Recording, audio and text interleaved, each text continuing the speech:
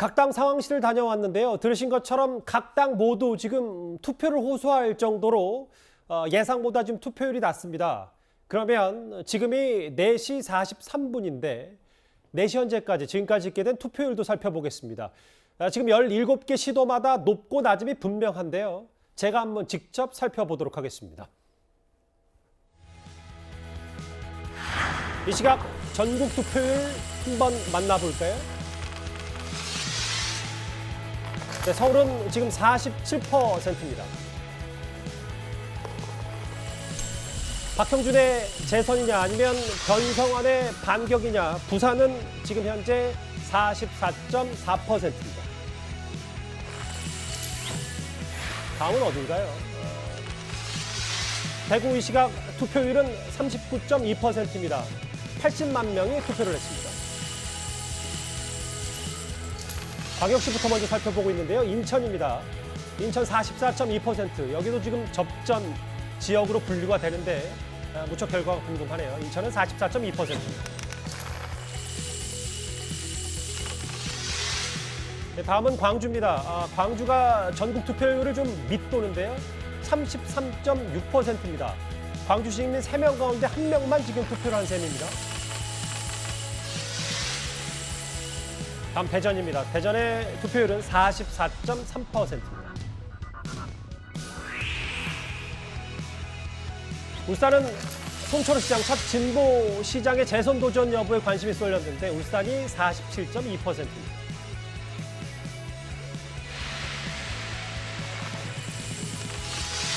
충청권 도심도 꽤 궁금한데요. 세종의 투표율은 이 시각 투표율 45.3%입니다.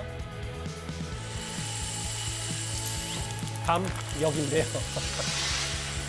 이번 지방선거 최대 격전지 경기도는 유권자 1,149만 명 가운데 531만 명이 투표했습니다. 투표율은 46.2%입니다.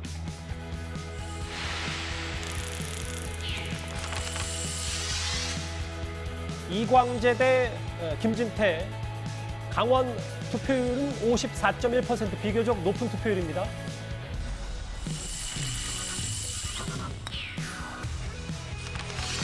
충북이 이른바 문심과 윤심이 맞붙었다. 46.4%입니다.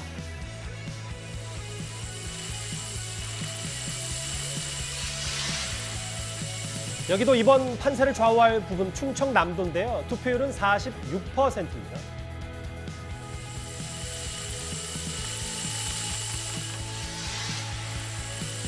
다음은 전북인데요. 45.6%, 정확히 전국 투표율과 근접합니다.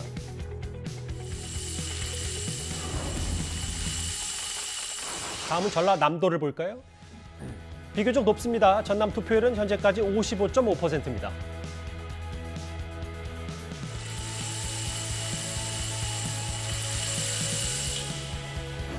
예, 어딜까요? 경상북도입니다. 48.7% 기록하고 있습니다.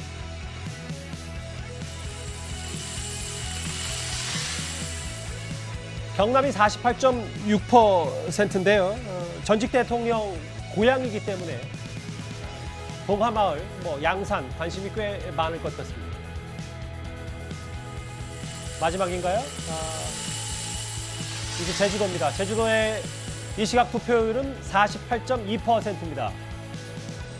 17개 시도를 쭉 한번 살펴봤고요. 그러면 지금 이 시각 전국 투표율은 46.8%. 46.8%입니다.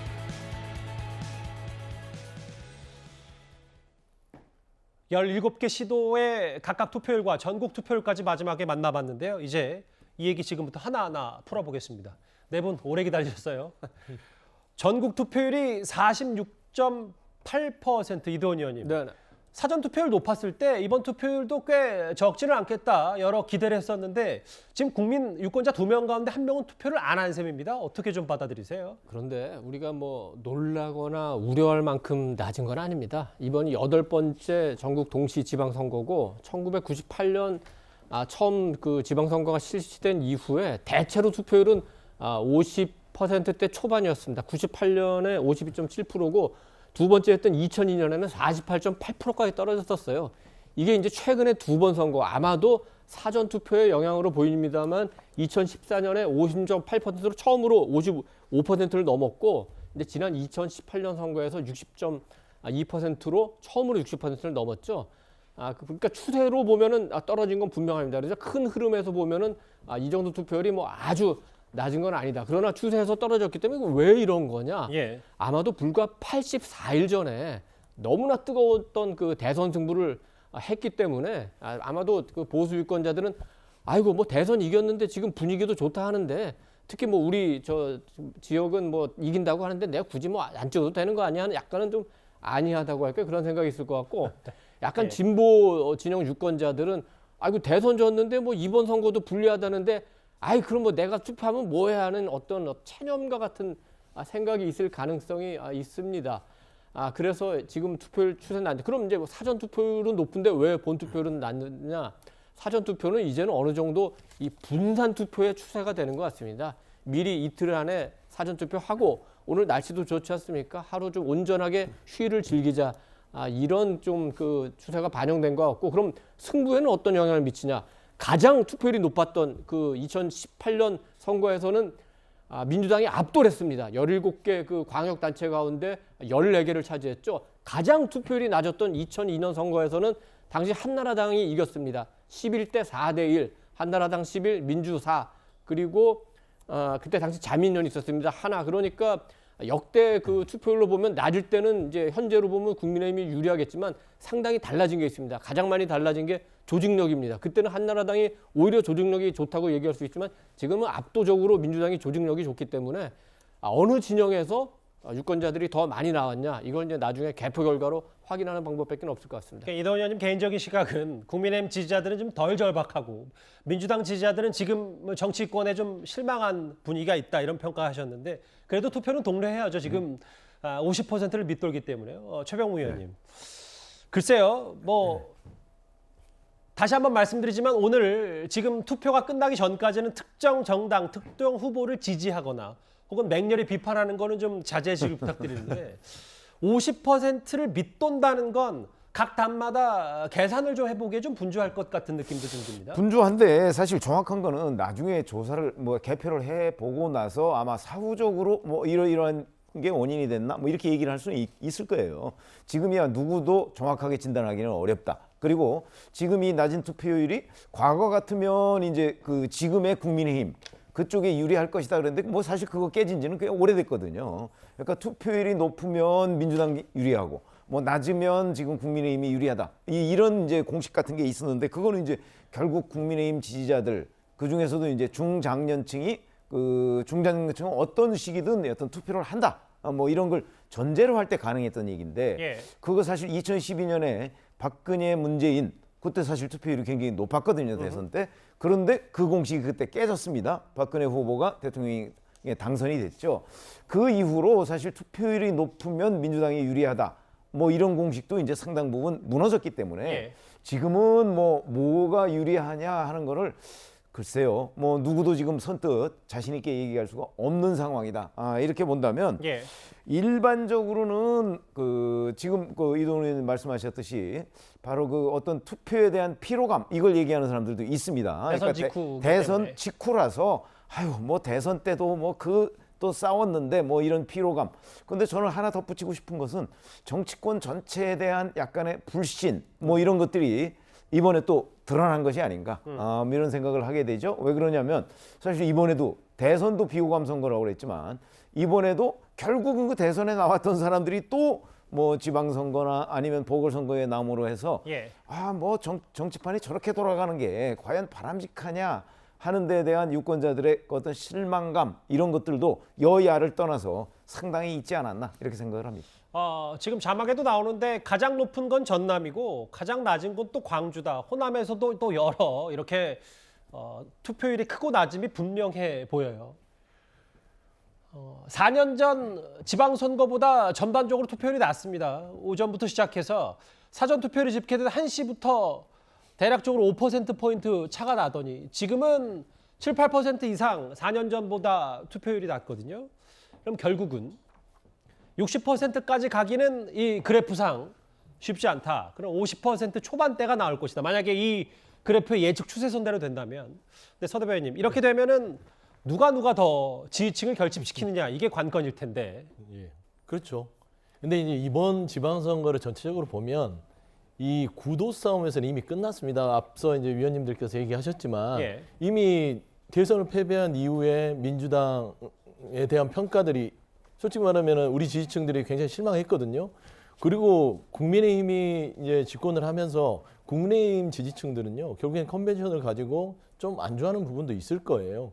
근데 저는 한 가지 비교를 지난 7회 지선, 그러니까 문재인 정부가 탄생했을 때의 지방선거, 예. 그게 같은 지금 맥락이란 말입니다. 대선이 끝나자마자 지방선거. 근데 솔직히 말씀드리면 피로감으로 보기에는 좀 어려울 것 같아요. 당시 문재인 정부가 탄핵 이후에 정권을 이제 창출하고 그다음 지방선거를 할 때 당시 분위기가 좋았지 않습니까? 그래서 60%에 되는 지방선거 역대 최고의 투표율이 나왔어요. 결국에는 국정의 안정을 지지해주겠다는 그런 이제 지지자들이 밖으로 나와서 투표를 한 것입니다. 예. 그래서 제가 봐서는 아까 최병민 의원께서 얘기했듯이 이번 선거가 어떤 그런 국정 지지도를 바탕하는 게 아니라 정치권이 그동안 대선 이후에 지선까지 이어지는 피로감, 정치권이 싸우는 이런 양상들이 결국에는 유권자들에게 투표장에 나오게 하는 요인들, 방해하는 요인이 됐을 것이라고 보는 것이고요. 두 번째 저는 그렇습니다. 지금 현재 새로운 정부가 와서 유권자들이 나가서 새로운 정부의 국정 안정을 좀 지지를 해줘야 됨에도 불구하고 지금 예. 국정 수행 지지도가 40%에서 지금 50%를 겨우 넘고 있어요.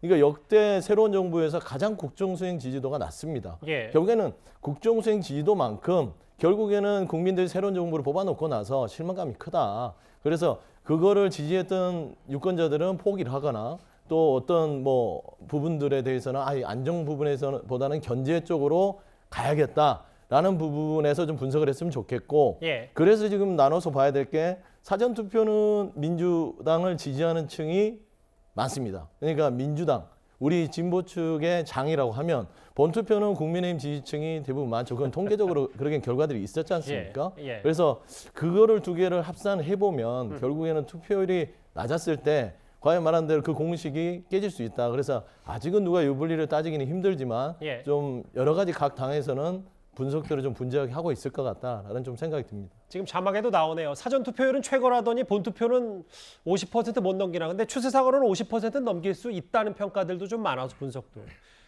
앞서 자막이 하나 지나갔는데요. 그 김종욱 교수님. 그런데 개항을은 한 54% 정도의 투표율이 나왔어요. 이재명 대 윤영선. 개항을에 대한 관심 혹은 이런 것들이 좀 많이 반영됐다. 이 투표율에는 그렇게 받아들일 수 있겠죠? 그렇죠. 다 아시겠습니다만 지방선거였지만 실제적으로는 이재명 후보가 개항을에 출마하면서부터 소위 이 지방선거인지 아니면 국회의원 보궐선거인지 알 수 없을 정도의 전선이 만들어졌고 예. 또 이번 선거의 바로미터가 경기도라고 얘기했었습니다만 또 인천이라는 지역, 또 계양이라는 지역이 아주 중심으로 등장했기 때문에 인천 계양을에 있는 아마 민주당 지지층 또는 국민의힘 지지층들이 상당히 많이 동원될 수밖에 없는 상황이고 예. 이재명 후보 같은 경우는 상당히 거물급 정치인이지 않겠습니까? 관심이 집중될 수밖에 없죠. 민주당 입장에서는 이재명 후보가 저기서 패배할 경우 상당히 큰 논란이 생길 수밖에 없는 상황인 거고 만약에 상당히 좀 현격한 격차로 만약에 이기게 된다고 한다면 소위 지난번 석패 이후에 본인이 정치적으로 재기할 수 있는 새로운 발판이 되어 있는 상황이기 때문에 아마 인천 계양을 선거가 지방자치선거에서 경기도에 버금갈 만큼의 관심이 집중될 거라 생각이 드는 것이고요. 저는 그런 측면에서 저건 당연한 결과다라고 생각이 들어요. 예. 근데 지금 더 좀 고민스러운 대목들이 뭐냐면 저는 이번 지방선거 문제와 관련해서 대선에서 28% 정도가 덜 나오신 것 같고 이 추세대로 간다면요. 뭐 20% 정도는 차이가 납니다. 투표율이. 예. 그다음에 7회 지방선거에서는 한 8, 9% 정도 차이가 날 거라는 생각이 예. 들거든요. 근데 이분들이 왜 안 나오실까라고 하는 측면들 전 제가 볼 때는 선거의 의미를 못 찾는 것 같아요. 내가 투표해봤자 뭐하지? 라는 거죠. 과거 같은 경우는 응징투표, 심판투표, 심판할 대상이 있었잖아요. 근데 이미 심판을 했죠. 또 이제 견제를 해야 되는데 견제할 대상이 20일밖에 국정 운영을 안 했단 말이에요. 거기다가 또 지방자치선거임에도 불구하고 민생 얘기는 별로 없고 정쟁 중심의 구도로 가다 보니 이게 내선 건가라고 하는. 그래서 제가 볼 땐 유권자분들이 왜 투표를 해야 되지라고 하는 기본적인 의미를 찾기가 어려웠던 부분이 있었다 이런 생각이 듭니다. 알겠습니다. 5시 투표율이 또 들어오는 대로 바로 저희가 속보로 말씀을 드리도록 하겠습니다. 여당의 압승이냐 야당의 선방이냐 잠시 뒤에 분명히 결과가 나올 텐데요. 어제 마지막까지 여야는 거친 말을 주고받았습니다. 지금 우리 대한민국에는 폭주하는 신임 대통령을 견제하고 탈선하지 못하도록 잘 끌고 갈 책임 있는 야당이 필요하고, 이제 20일밖에 안 된 이 대통령 정신을 못 차리고 오늘도 1인당 150만 원짜리 한정식 먹으면서 폭탄주 마시고 있을지 모릅니다. 20일 된 신임 대통령 국정 바로 보살피라고 똑바로 정신 차리게 하는 불침을 놔줄 서울시장 누구를 선택하시겠습니까? 갑자기 대통령 탄핵까지 꺼내면서 선거 막바지에 자기 지지층을 결집하려고 하고 있습니다. 여러분, 이건 가볍게 봐서는 안 되는 것이고, 오늘 대통령 탄핵까지 언급한 이들에게, 사실상의 대선 굴복을 하는 이들에게 내일 우리가 심판할 수 있는 유일한 방법은 여러분께서 한 분도 남김없이 투표장으로 가서 대한민국 윤석열 정부 성공을 위해서 뛰는 것 아니겠습니까? 각 당 저렇게 핏대를 높이면서 어제 마지막까지 공방전을 벌였습니다.